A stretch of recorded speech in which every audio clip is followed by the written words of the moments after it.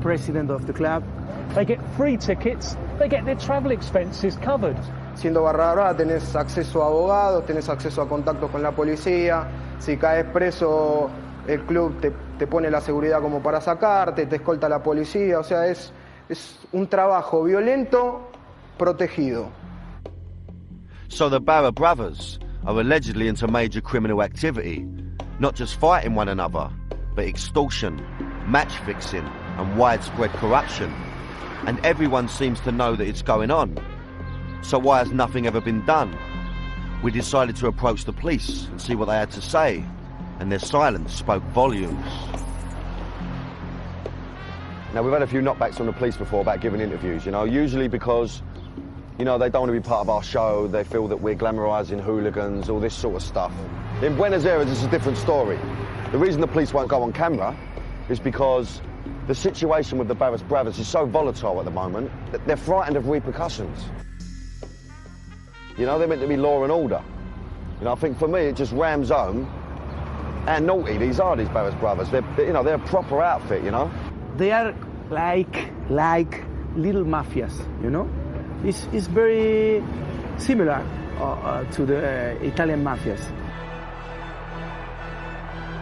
The influence of the Barra Brothers can be seen at the very pinnacle of the game here. Twice a year in Buenos Aires, a fixture takes place that some argue is the biggest match in the world. It's one of the world's great derbies. There's no doubt about it.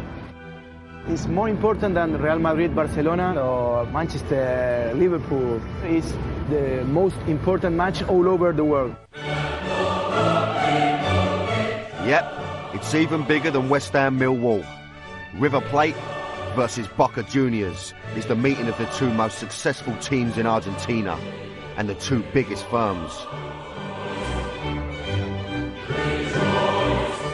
The television coverage of a Boca River game shows just how much the Barra Brothers are part of the fabric of football. Así va llegando parte de la hinchada de Boca aquí a la cancha de River Plate. This isn't the teams turning up at the ground, it's one of the firms. Incredibly, their arrival is covered live on television and is even commentated on. Ahí están, los más caracterizados de River, los llamados borrachos del tablón. Now, I might be wrong, but I don't recall the ICF ever being featured on Match of the Day. No, pero mira lo que es eso, mira. Es más grande el brazo de él que la pierna mía. Both clubs emerged from the Boca area of Buenos Aires, and like all local rivals, they've forever been at each other's throats.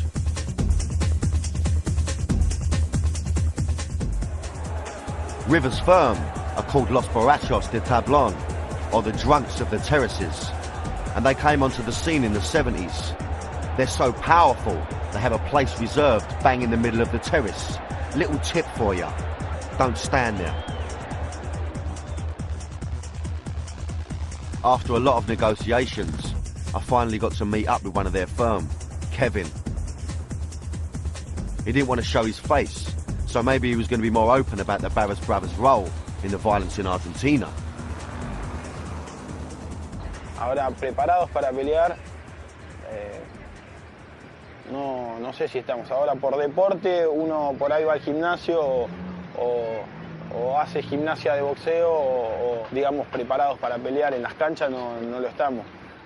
But despite being anonymous, Kevin ended up telling us nothing, because the facts are that River has lots of form. Before a Libertadores Cup game in 2005, they attacked the coach of the opposition. There was fighting on the streets around the stadium, armed police and gunfire. No hay muchas confrontaciones. Obviously not. In the last 10 years, we only came across 50 reported incidents involving River. And at the start of the 2007 season, their stadium was closed because of violence caused by their fans. Now, I can't speak a lot of Spanish, but I'm no mug in any language.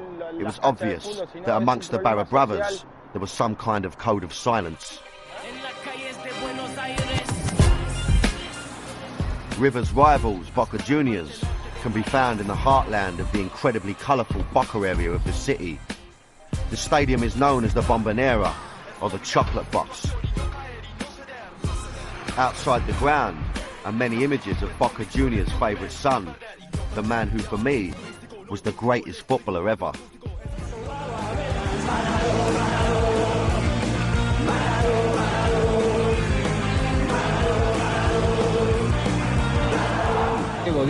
Diego. And after Maradona, their next most famous player is their number 12. That's the name of their firm, La Doce.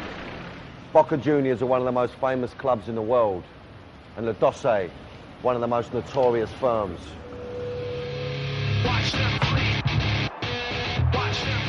La Doce have been involved in more than 100 incidents of football violence down the years. They've kicked off with just about everyone. This riot on the streets of Buenos Aires in 2003 came as a result of a famous Boca victory. It's a good job they don't often lose. And this is their main man, Rafa Di Zeo, seen here orchestrating the arrival of La Doce at the River game. He doesn't only direct his own boys, he even tells the police where to go. Hablan con la policía, la mandan a la policía. Since 1999, the authorities here have been trying to put Rafa away for football violence, and he even has a 3-year and 10-month prison sentence hanging over him. Obviously, this is not a man to be messed with, and so I made sure I got to our meeting early. It's not every day you get an audience with the leader of what is commonly recognised as the biggest firm in the world. I've been told to wait at a petrol station, all cloak and dagger, all don't know where we're going, you know. Now this geezer is like a living legend here, you know. He's almost the Maradona of hooligans, you know. They all respect him. He's quite an older, you know, I've not met this guy yet. He's a bit older and, you know, but obviously a very dangerous man. So it's all very Godfather-esque for me, you know what I mean? It's all very Godfather, mafioso, quite, you know, quite intimidating, I must say. I was kept waiting for almost an hour. It didn't help my nerves. They were taking a battering.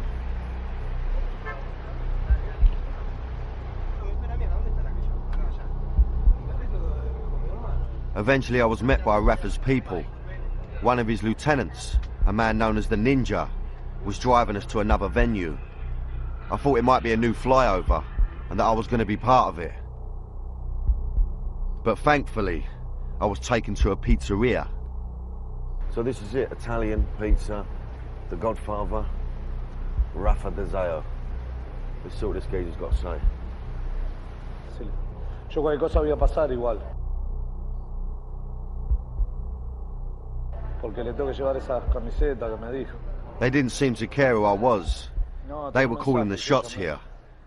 I was more than a little nervous. What is the role of the Doce at the club? Y en el club es, y digamos, es una de las patas fuertes del club. Tiene mucha influencia por el hecho de que uno vive desde chiquito en el club. Va todos los días de su vida al club. En cambio, los jugadores o los dirigentes están por un tiempo determinado, pero después se terminan yendo. A la 12 está desde que nace hasta que se muere. Is La Doce the hardest firm in Argentina? Sí. Sí. Sí, es la más fuerte. Para nosotros, no solo de Argentina. Para nosotros, no solo de Argentina. Sino, y los demás, digamos, en distintos países del mundo reconocen que la hinchada de Boca es la más fuerte de casi todo el mundo. Okay. Y que no lo decimos nosotros, lo dice la gente de afuera. Finally, it felt like someone was actually telling me something. De una pelea. En realidad es una pelea y uno trata de no hablar mucho de eso porque la pelea queda siempre ahí, en lo que fue una pelea. Simplemente sí, nos peleamos, pasó tal cosa, ganamos o no, y normalmente ganamos, pero no hablamos mucho del tema. Para nosotros la hinchada de Boca es como una familia.